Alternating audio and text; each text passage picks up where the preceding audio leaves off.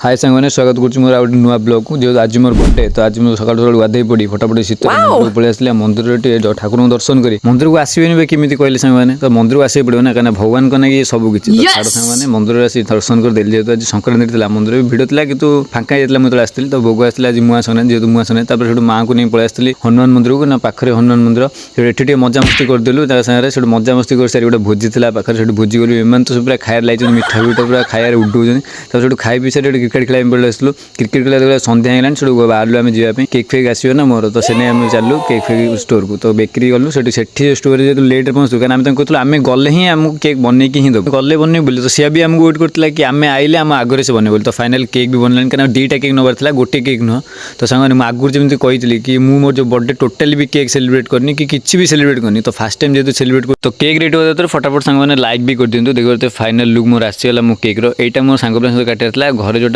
काटार अलग केक था तो फटाफट आसी एटी से केक काटी आरंभ कर देती मो भाई मोर से एपड़ू आसी फटाफट केक काटी आरंभ कर देती मुझे आगुरी कही पूर्व कौटी भी बर्थडे सेलिब्रेट कर जेहतु भाई मान सहित सेलिब्रेट कली मो मनर भाई एत प्रकार खुशी जे मुझे तुम भिडियो टोटाली कहीपर तो फास्ट जेहतु था केक काटिया मुझे बहुत एंजय कली सांग मैंने बहुत जोटा कि मुझे भिडियो तुमको देखी पारि तो भाई मान सागर मुझे सब बेले भाई मुझे पूरा कंफर्ट फिल करे तो एम सागर मुझे भी रिस्क फिल करें तो रोचे जय जगन्नाथ।